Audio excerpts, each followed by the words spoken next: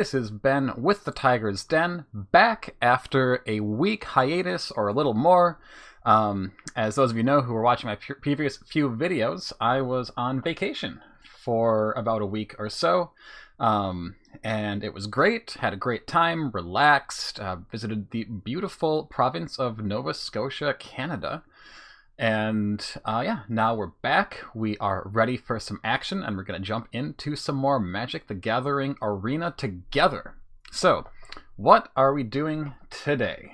Well, as you may be aware, there's an event going on right now in which you can bring any deck that you want, regardless of what cards you have, and you can win every card in Standard. One copy of every card in Standard.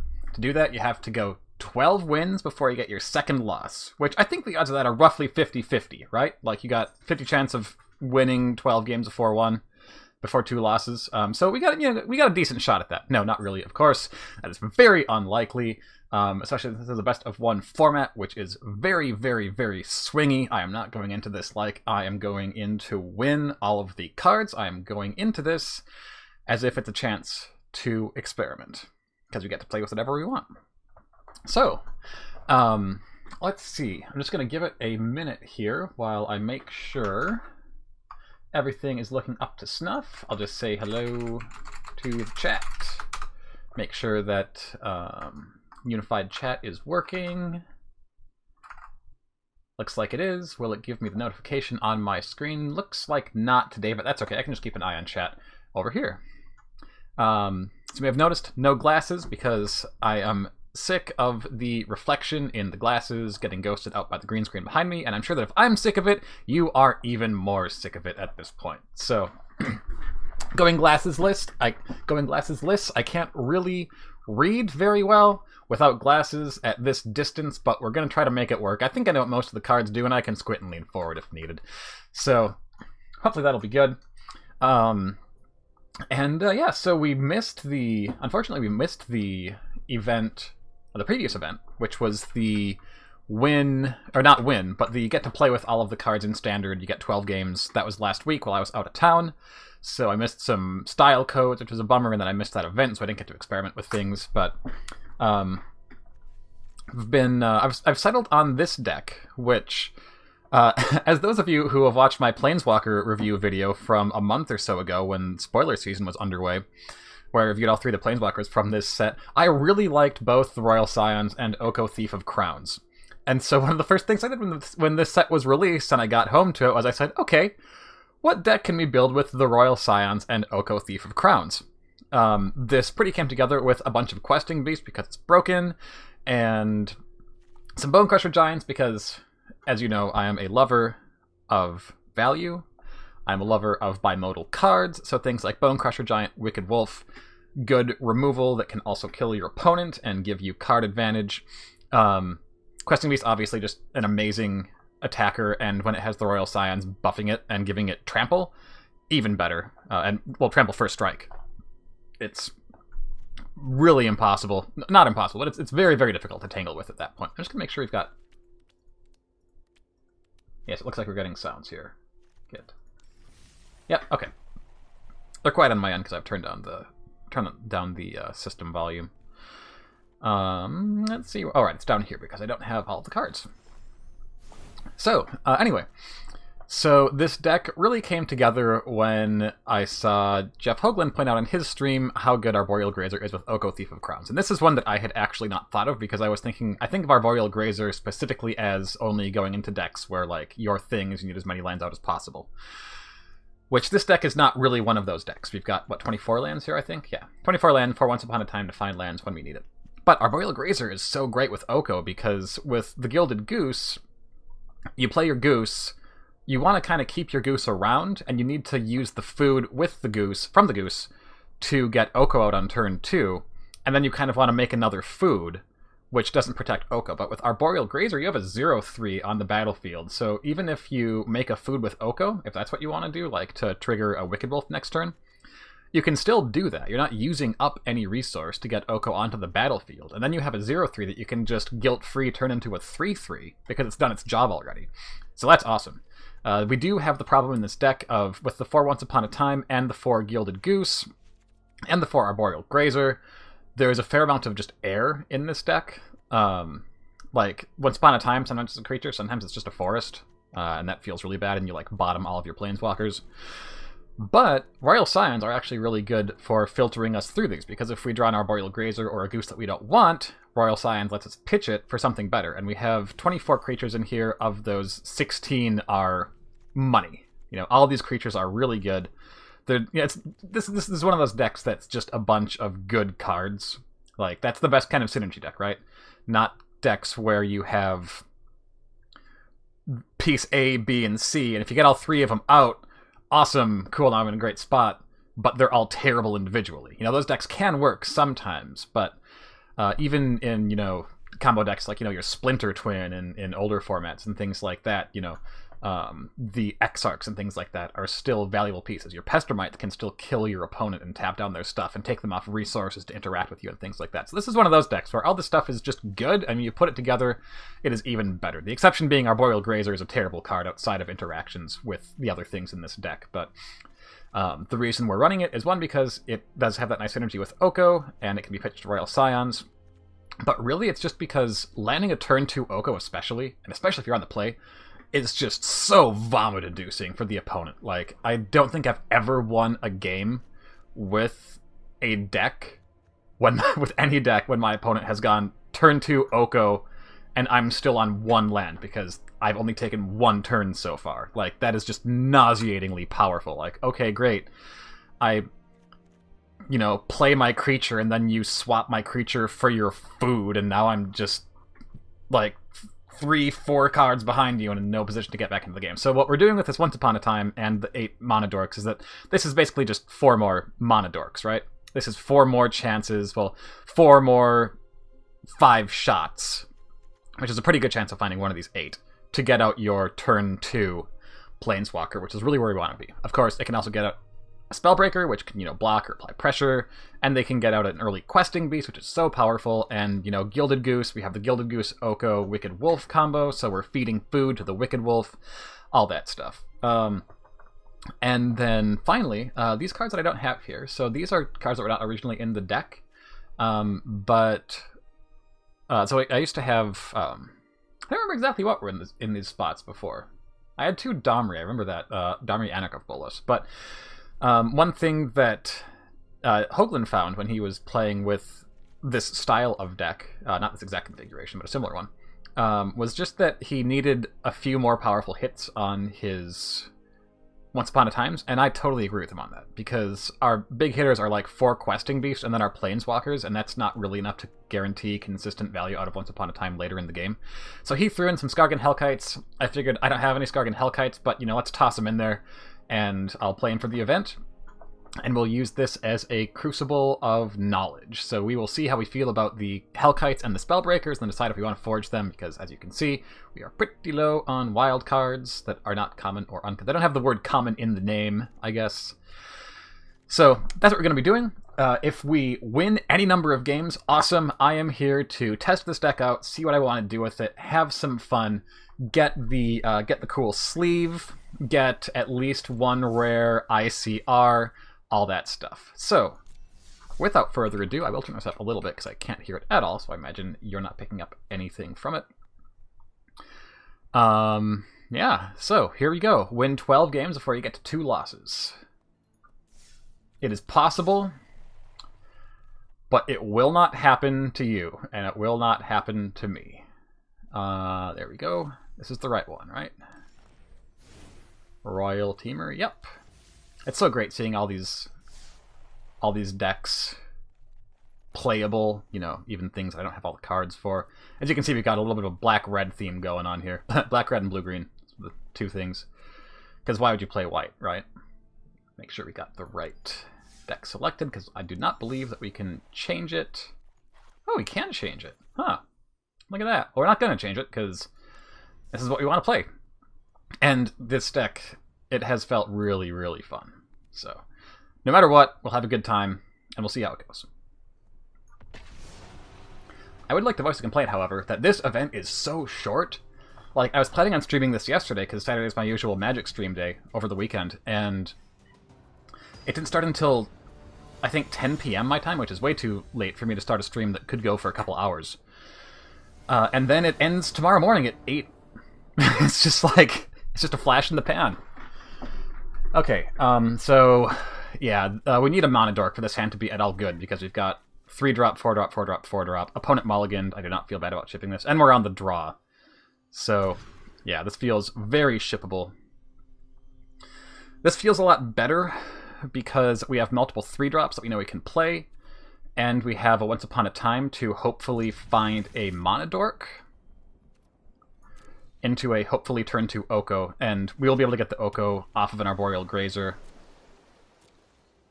If we find, I can't remember if I said high yet, but I'm going to do it now to cover my bases. Always, if you're on the draw, always play Once Upon a Time after you have drawn your first card. There we go. Okay, so there's the Arboreal Grazer.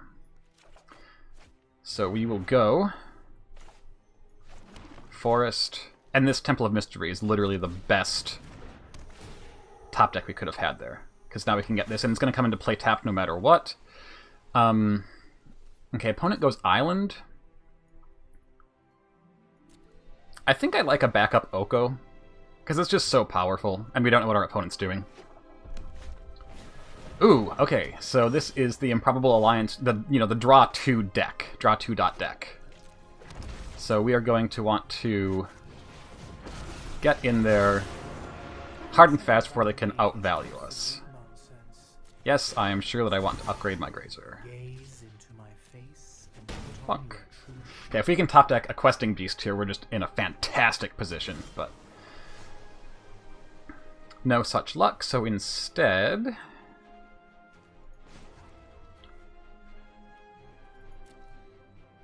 I think I'm going to do this post-combat, actually. In case opponent does something and I want to do something.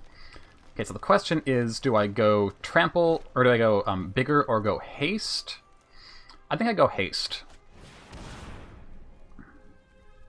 Because we want to get this damage in fast.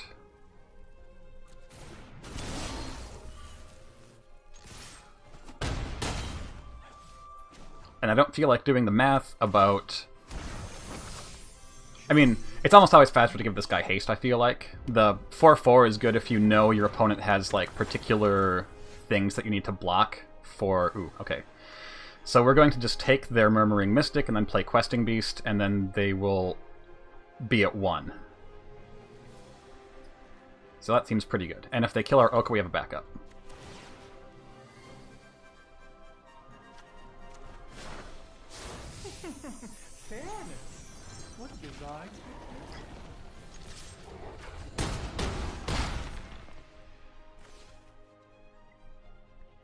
I'm not going to play this land, because I don't believe there's anything I could draw where I would need to play 2 lands next turn.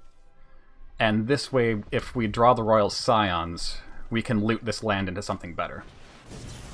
Okay, it looks like our opponent is pretty much just dead here. Well, there's another Oko. Okay, we're on the board. We got 1. I think you get roughly 1 additional rare card per win that you get, up until like 11 when you start getting everything. Alright, so this is just rewards from the quest. Cool. Alright, game 2. This deck does not have Nissa or anything like that that really helps you grind games out or just ramp to insane levels, so you do really rely on out-tempoing your opponent and just getting in faster than they can deal with. Ooh, okay, these tabled passages are going to kill us here, but I think this is a good enough hand to keep anyways, because this is really strong. It's just, you know, a turn slower than we want it to be, unfortunately. But yeah, I'm pretty sure we can't ship this back. So also this is deck title Royal Teamer, because we have Oko, who is the Thief of Crowns, and also, you know, doing some stuff with the King, Kenrith. That sounded dirtier than it was supposed to, but, you know, turning him into an elk. And then we have the Royal Scions, so, you know, a royal theme going on there. We've got the Rebecca Gay basic lands, which are the watercolor, which seems like a thing you would have in a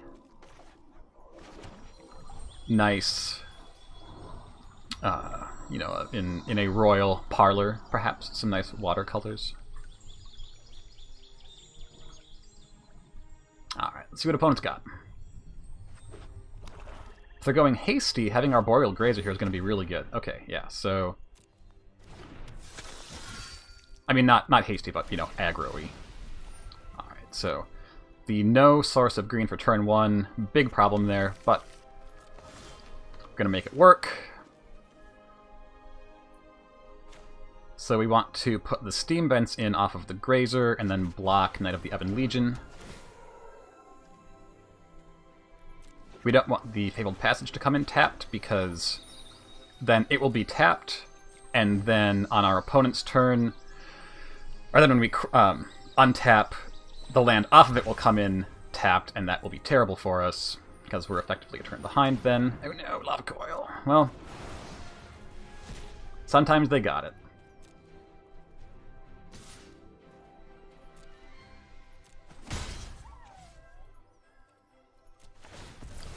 Gonna get another forest.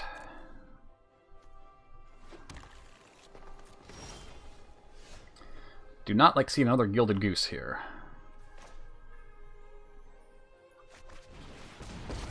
Now, if we'd been able to keep that Grazer, that would have been fantastic, because then we'd be able to... Basically, our opponent would always have to keep up 3 mana on our turn to pump Knight of the Ebon Legion, or we'd be able to swap their Knight for a food. But since they can pressure Oko's life total, you know, it might have actually been better is to play the Gilded Goose, because now we're just hoping that we draw a land, whereas otherwise we could Wicked Wolf or Questing Beast. So yeah, this is probably the wrong play, actually.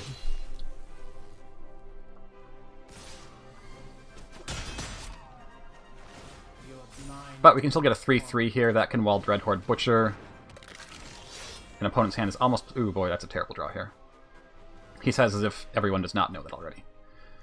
I think I'm going Gilded Goose, and make a 3/3.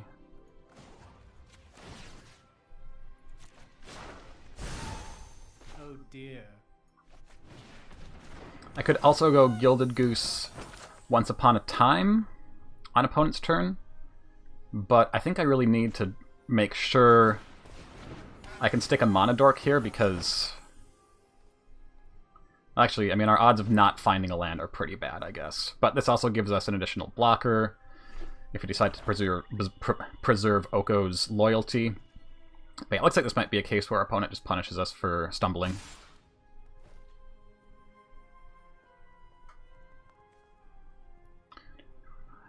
So let's see, how do we block here?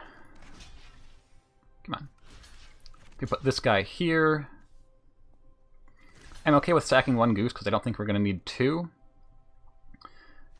They pump Knight, that takes almost their entire turn worth of mana, and then Oko takes 2 damage. I'm okay with letting their Dreadhorde Butcher grow, because... I mean, this gets punished if we don't find a land, and opponent kills our Goose, kills both of our geese. Yeah, okay, I was assuming the Spawn of Mayhem was coming down there. Okay, nice, nice. So here we can... Okay, so the question here is, do I want to kill Spawn of Mayhem or Dreadhorde Butcher? And I think the answer is I want to kill Spawn of Mayhem and try to deal with Butcher in combat. So we will, just to be on the safe side, put on full control.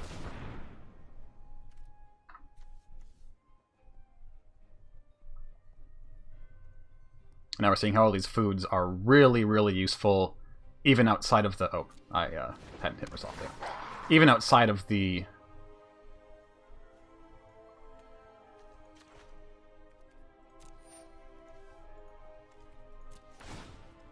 you know, just Golden Goose or... Well, you know, they're great for everything. They're great for Oko, they're great for Golden Goose or Gilded Goose.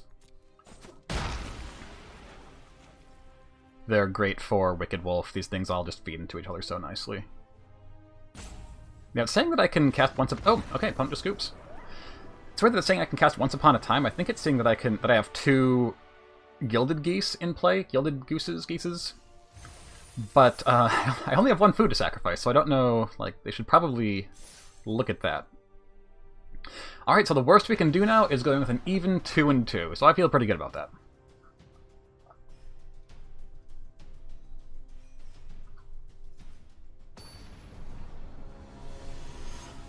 I think my line there was probably going to be to turn their Spawn of Mayhem into a 3-3, and they probably saw that, at which point opponent doesn't really have much they can do. Okay, well this... yeah, this is pretty good. We can't cast Scions, but if we find an Oko, we can get that on turn 2. We're going to get a Scry off of Forest into Arboreal Grazer into Temple of Mystery. Put that away, thank you. Yeah. Questing Beast, of course, is a legendary creature. So, it looks like probably Aristocrats. Not what we were looking for, but still not bad. It pretty much guarantees us either they have to spend removal or we can get off one of these creatures even if we don't draw a land. So Swamp means maybe not Aristocrats, or they're just missing red. Okay, definitely. Okay, well, this means that we can resolve the Wolf, no problem. And then we can fight Priest, which we definitely need to do.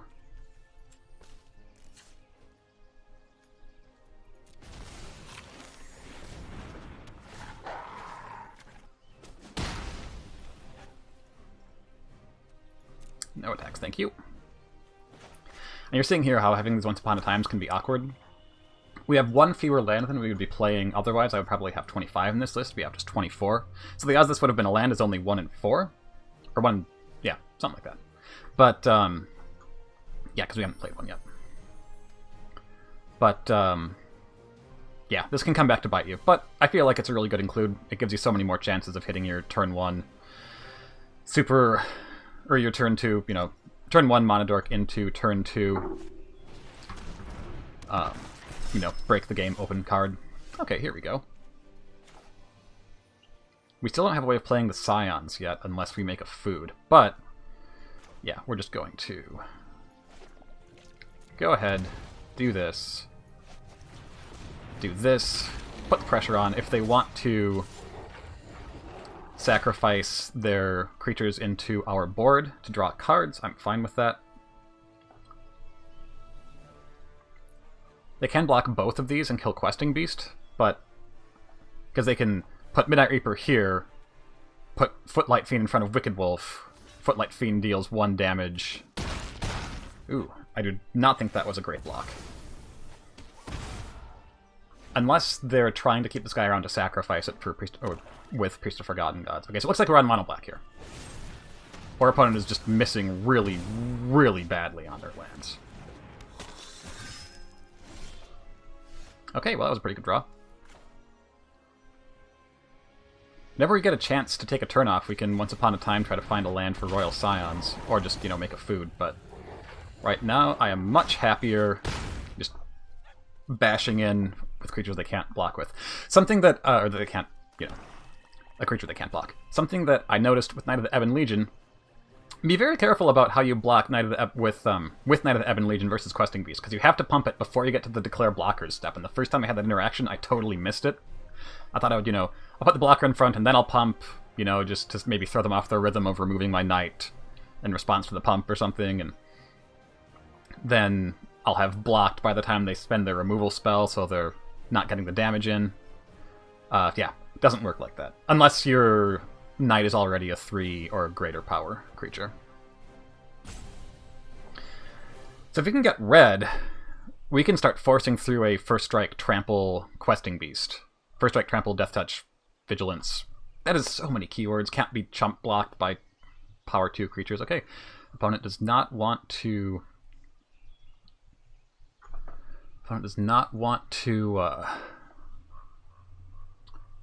sack a guy into us. Looks like we're getting a removal spell here. That will make us sad. No, Spawn of Mayhem. Okay. That's not exactly what we were looking for. So the question here is, do we Once Upon a Time try to find a land, or do we Oko? And I'm pretty sure the answer is I think we Once Upon a Time, because we're almost guaranteed to find a land. And that land can hopefully help us cast Royal Scions, because we'll have 3 mana then. Our Fabled Passages do come into play untapped. Oh, man. Okay, well, no red still. That is very unfortunate for us. But we'll grab this forest. We don't need any more blue. This deck is pretty light on blue. So instead we'll just drop this. Oko does give Gilded Goose the food to cast Royal Scions next turn. So I think for right now we're just going to ground Spawn of Mayhem.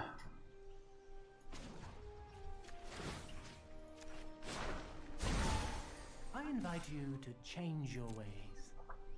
If they want to chump with Spawn, they can. They go to 5 instead. If they commit to an attack here, they're probably just gonna die, because I don't think they can kill Oko. Oko can make a food. Oh, they can also kill Gilded Goose, or, you know, Questing Beast or anything. They have Murderous Rider, obviously, but they are dead on board if they try to go into Oko, I think. Because they're just gonna pump Questing Beast with Royal Scions after making a yeah. Oko makes a food, Goose makes red, red makes Scions, Scions makes Questing Beast lethal. Which, again, the still got blown up by removal. But I think it's worth it to go for it.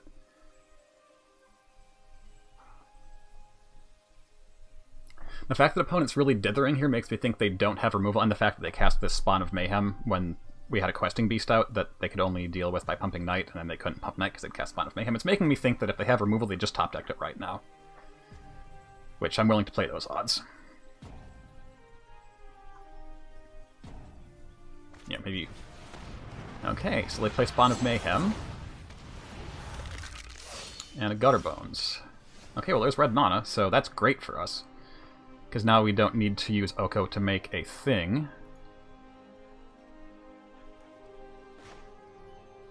And they're tapped out. They're going to pay 2. Royal Scions.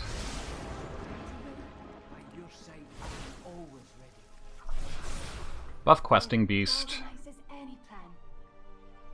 So that's 6 damage, so they have to put at least 2 blockers in front of it not to die here.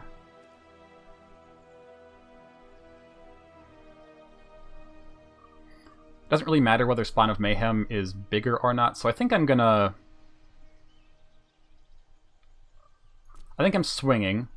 First we'll just see if they miss how this works. Because a lot of people do just lose to not knowing how Questing Beast plus Royal Scions works.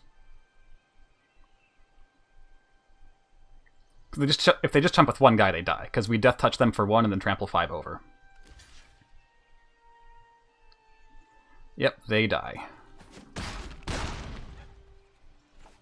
And that is how you steal wins. So, what I was going to do with Oko is going to depend on, you know, what do they chump with? What do we have left? What do they have left? They had virtually no way of killing... What's all this for? I have no idea. They have virtually no way of killing... Oh, it must have been level up. Of killing Questing Beast there, because they'd have to block with at least 7 blockers for us not to first strike Death Touch all of them down. And they could not do that, obviously. Alright, we're 3-0, so we're going to end with a positive record. I'm super happy about this. I would have been happy with any number of wins, pretty much, because, you know, high variance format, stuff like that. Magic is a high variance game. Especially when you have this madness in the format. Opponent goes to 6.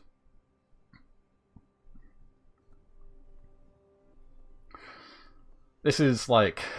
This is pretty borderline. Because this is a really good hand. We can cast everything in it, but we're going to be slow and we're on the play. I think we have to ship this. And, I mean, we have double Questing Beast, too, so that's not great. This hand is worse. But I think it was still correct to ship that last one.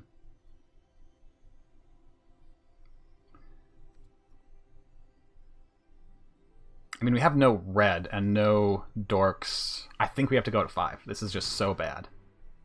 Okay, this is a way better hand than anything else we've had. We definitely get rid of a Once Upon a Time. And... think we get rid of the Temple of Mystery, because we can play our whole hand off of Gilded Goose, and we have Once Upon a Time. So I would rather have some kind of payoff and the search from Once Upon a Time to get us, you know, whatever we want after we top deck here. Okay, so I feel very good about our decision to mulligan that first hand, because playing nothing until turn 3, potentially, would have been just, like, catastrophically bad for us. I'm pretty sure I'm taking the Bone Crusher Giant here, because that'll let us kill a thing next turn. We'll have to shock in for it, unfortunately. Unless we... Let's see, okay. So we can Forest Gilded Goose, block a damage, next turn shock in. I like this a lot, because I think this is going to make them kill our Goose, and our Goose doesn't really do a whole lot with our current hand. Like, we won't be able to Spellbreaker next turn. Okay, we'll just have turn 2 Cavalcade, so we are probably going to die.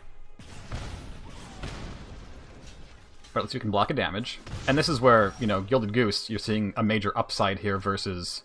So do we spend the food to save 2 life? I don't think we do. Because we can... This lets us block anyways, so we're effectively either making them burn our Goose or saving ourselves on damage here. I don't think I'm going to play the Spellbreaker. I would rather kill the creature than block it when they have Cavalcade out, especially because this deck has been playing Slaying Fires a lot, so if we make this a 4/4, they can probably just kill it for 3 mana and then get in for free. Or, you know, make guys unblockable. Stuff like that. Oh wait, we have to put in the stop here. Okay, so this one is... That guy gives things haste. I think we're just going to deal with the thing that deals us an additional damage every turn through a blocker. So, stomp this guy. They can still trigger Spectacle here because Torchcur is going to trigger Cavalcade. Still blocking. Ooh, okay, so Wicked Wolf is going to be very good for us. Problem here is, so if we want to play Wicked Wolf next turn, we pretty much have to shock in, because we're going to need the green off of this. So I think we actually have to shock. Which feels terrible to shock a second time here, but I think it's necessary. I'm going to play the Bone Crusher, because I'm not attacking. And I think that the things they have that deal 3 or more damage are all 4 damage at this point. But I'm not 100% sure on that, so let's put in the Spellbreaker. Give it the +1/+1, because we're definitely on the defensive here. And if we hadn't had to shock these 2 times and we were at, you know, 17 instead of 13, I might feel a little differently there, but not attacking with the Goose. Like you're seeing here, this is something that I think people, including myself, to be honest, just did not notice with the Gilded Goose, is how valuable that 2 toughness is when you're facing down things like, oh jeez, like, you know, one power guys, which are definitely out there. Okay, so we can also play Skargan Hellkite here, and just, yeah, because we got the land, and we'll have 4 mana per turn, so I think we're just doing this. We'll let the Torch Courier sit there for a minute. We will sack this. Ooh, this does take us off playing Wolf next turn, but I don't think they can kill this, and we're going to get green at some point, and if not, we can... If not, we can, you know, make a food with the Goose to then play it the next turn. +1/+1 counter. Make it a 5/5. That's very, very hard for them to deal with. And we're going to go in here with Gruul Spellbreaker and start applying pressure. I don't think they can... I mean, if they get Chandra, that gets them in for 1 additional point of damage, but I think that we need to start pressuring them. Because as we've seen, if you let the red deck survive for very long, it will just burn you out from nothing. They keep missing on land, though. That's really good for us, because they're going to miss their Spitfires and stuff. Yeah, okay. Scorchbitter is better than other things they could have, because it can get in for damage regardless of what else is going on. Gruul Spellbreaker is an amazing draw for us. So we get in for 9. This kills both of their guys they have out, so yeah, we're just going to do that. And this is just only if it has +1/+1 counter. It doesn't have to be attacking or anything. That's Dracoseth. that does that when he attacks. So we have a 0-2 to block still, and we have a way of killing both of their guys just by activating Hellkite. So we're going to go in for 9. Bring him to dead on board. Just making sure this works.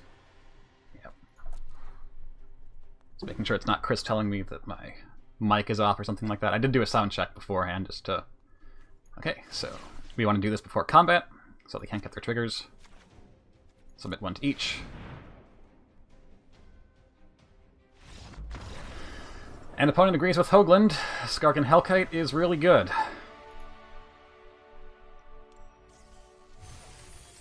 Alright, so we are at the 4-0. If we keep up this trend, we can make it all the way up to 8, which would be awesome. Not to say that we should expect that, but it would be really cool. It's very easy just to go 2 losses in a row, though, of course. That was a mull to 5 for us, too. Opponent did get stuck on lands, so that's what saved us. And they went to 6, so we weren't that far behind card-wise. Although... Oh boy. God, stop doing this to me. We mulled this last time and went to 5, and it was the correct decision. We're going to do it again. We've got a 5-drop in here, and then 2 legendaries, and... yeah. It feels bad throwing away mana that's this good, because our mana is kind of shaky sometimes, but... an opponent's really tanking on this, from the looks of it, so... They may not have the best hand. Of course, a pretty marginal hand can be made great by just a single top deck. So your opponent taking a long time on the decision often just means that, you know, they're short of just 1 critical piece and then they immediately top deck it and then it's an amazing hand. So you can't always read this as opponent's grip is sketchy. It probably is, but it may not be in a turn. Especially with things like Once Upon a Time in the format where you can just get a free, you know, look at the top 5, basically take whatever's the most relevant. Okay, opponent did keep 7, but we're going to 6. We're going to need to find a land, but... oh man, and this is going to come into play tapped off of Arboreal Grazer. This isn't really even going to ramp us unless we draw another land in the next 2 turns, but... yeah, I don't think we can go to 5. Like, it's so hard to win with a 2-card disadvantage. I think we just have to keep it and pray that we find... literally, there's a land on top of our library, and then probably there's another one after that.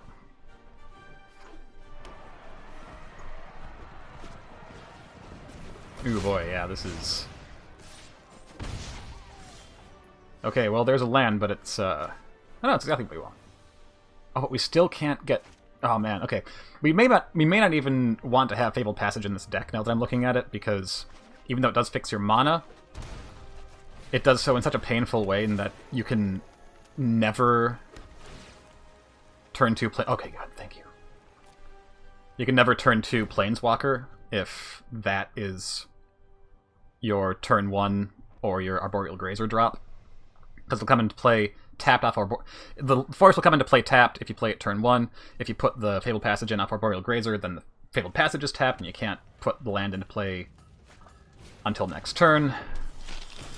Opponent's got a pretty nice start here. I can't say that I agree with this attack. Like, the odds of them wanting to block with Fervent Champion are super slim, but, you know, sometimes you just gotta assert dominance. No fault there.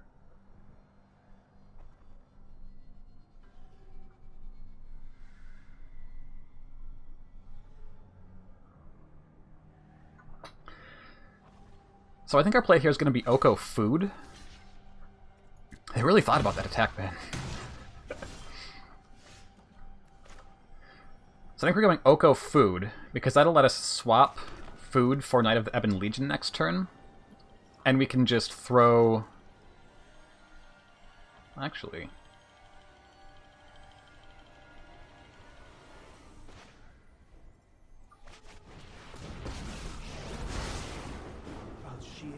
yeah, let's go food.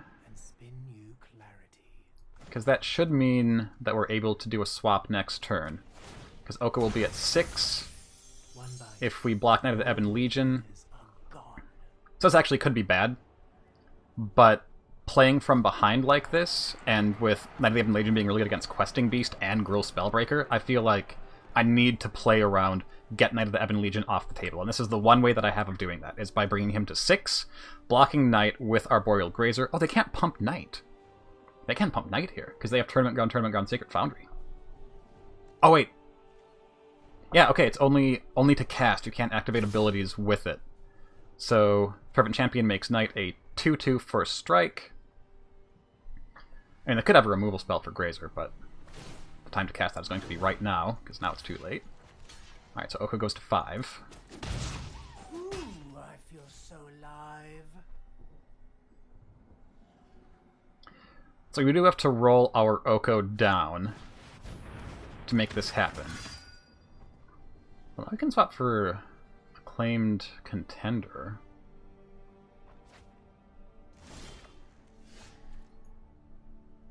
Alright, well, first order of business is going to be do this. Get that. It's not that I know they can't... I'm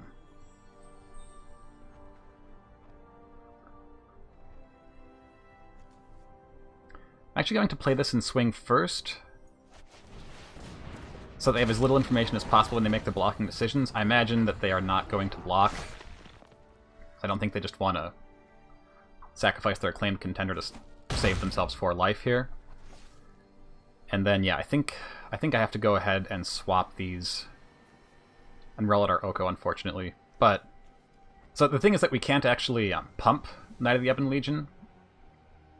So it's just going to be a 1/2, but I really... Well... You know, we've got a really good board now. We've got a really good board. We can throw things... We can chump Knight of the Ebon Legion even if they find black. We just kill Acclaimed Contender or Fervent Champion if they attack in with it. So yeah, we'll take a turn off here. They still haven't found black, or if they have, they're doing a very good job of hiding it until it's relevant. Which they may be doing. Like, they may have wanted to make the Acclaimed Contender play rather than pump Knight of the Ebon Legion, and they're just making us play as if they do not have a black source that they are holding. Which would be a really advanced line for them. Because often, you know, you feel like, okay, I want to get all my colors down here so I can do all my things, but if you know you're not going to use that mana, don't let your opponent know. Like, keep that information from them. Unless it's something like it's a shock land and you don't want to take the damage off it and you have a turn where you can play it. Okay, Double Fervent Champion is pretty good, because now they can both buff the same guy, they can buff each other, and they both have first strike. It would be a shame if someone, you know, swapped their Fervent Champion for a food token or something, wouldn't it?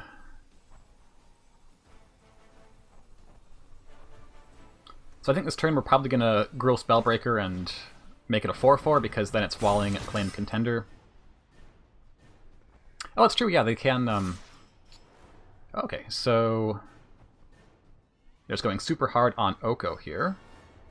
You can't pump Knight, so I think we're putting Arboreal Grazer in front of the Contender, and then killing their 2 Fervent Champions. Or no, we'll kill 1 Fervent Champion, 1 out of the Ebon Legion. There's a chance that they have a removal, like, this is a shock that they're representing.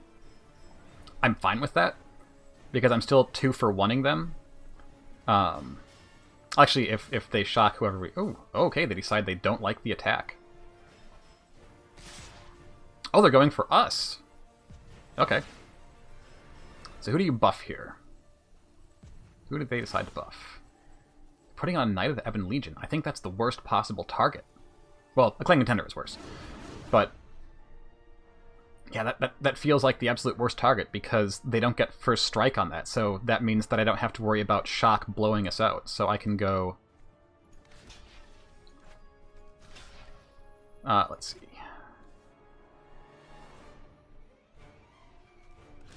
We want this guy to block here, put that guy in front of there. So our Questing Beast could die to a shock here. But we know we're killing Knight of the Ebon Legion. And then we're keeping our board safe. Although, do I maybe want to take these 4 damage? Because this guy's dead no matter what, so he's not going to get pumped.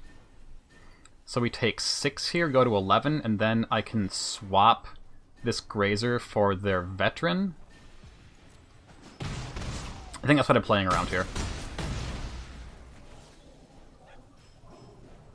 No shock, please. Oh, screw the critics. Well, I got what I wanted, which was no shock. Okay, well that was a fantastic draw. So we're going to give them a Grazer and take their Inspiring Veteran, which gives us a blocker and debuffs their side. Or actually, this is what we do. Put into thinking, because I'm going to think about this for a second. If we Wicked Wolf their Inspiring Veteran, now that we drew this, we Wicked Wolf Veteran, we don't need a food to keep our Wicked Wolf alive through this. Then that makes Contender a 3/3. Then we can minus Oko to swap their Contender for our Grazer. I assure you our deal is worth your while.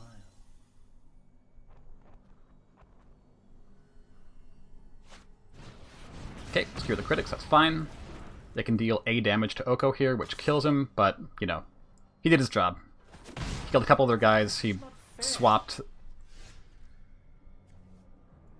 one of their guys for our Grazer. So I'm pretty sure I Once Upon a Time here first, because I can still play Spellbreaker. Well, I feel like another Wicked Wolf is amazing, so let's grab that.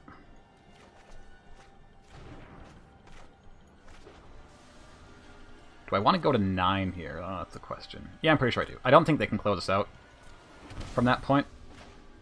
So I'm going to attack with Contender.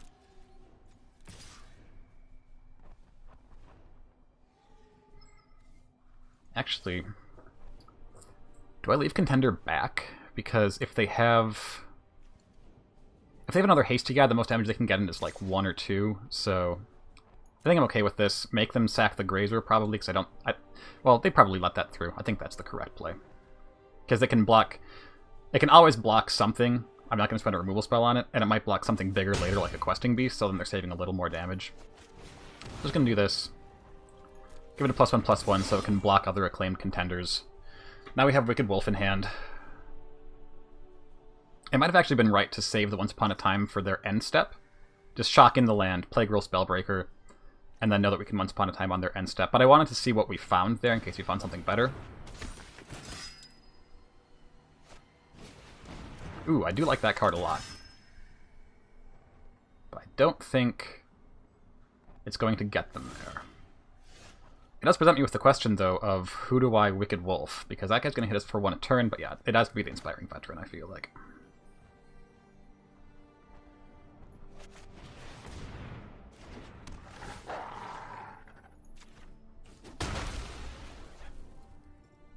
And we have a blocker in hand, so that's pretty good. So I'm good with both of these guys. They have 2 power on board, but we have a 3/1 blocker, which eats one of them, and then a 0/3 blocker, which can just jump in front of whoever.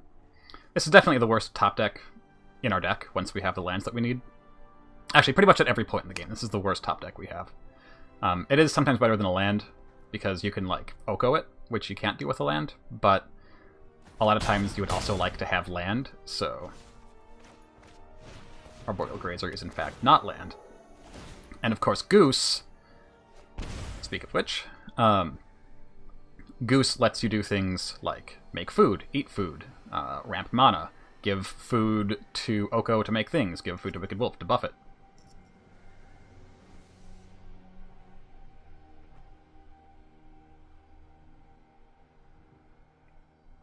So at this point, they have to block both of these guys. If we don't die here, they have to block Wicked Wolf and Acclaimed Contender, because Spellbreaker has Trample. So I guess they could block... Yeah, they could put Arboreal Grazer in front of Spellbreaker and chump one of these two, but yeah, it would be better just to, you know, chump the Contender with the Grazer. Ooh, that was a way for them to get back into this game, was to lifelink, or to drain us there.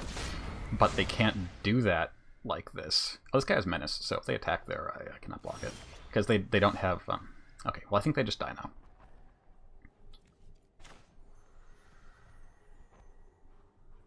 We're gonna do this in case we need to, like, I don't know, feed the food to Wicked Wolf, but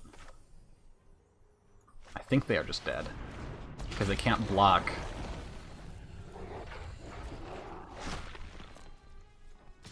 I guess they have enough blockers that they don't just die, right? We send in these two. Oh, and they're also going to hit themselves for 1 here, so yeah, they are just dead. So we're going to send in these two, we'll just make them, you know, play safe, make them sack some of their guys, but still have blockers back. And then Questing Beast, they can't block, so that takes them to 1, and then Stormfist Crusader kills... Oh, they could just... I shouldn't have put in Spellbreaker, actually, because now they can throw Stormfist Crusader in front of Spellbreaker, which I was not thinking about. Which, if they do that, plus... I guess I'd have to put... Oh, you know, this guy has lifelink. Shoot, that was a big throw on my part. Yeah, that was not good. Yeah, I remembered the drain part of this, but I forgot that he also gains them life. So yeah, that was a big punt on my part.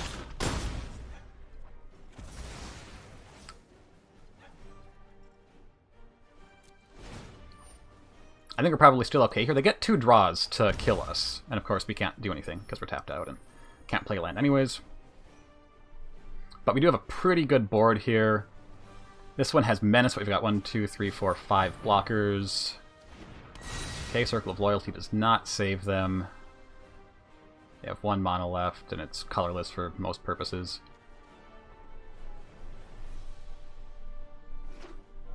Okay.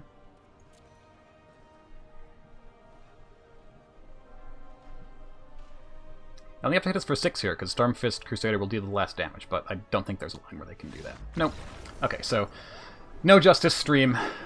No Justice Stream. We made a big mistake by missing the lifelink on that guy, and won anyways.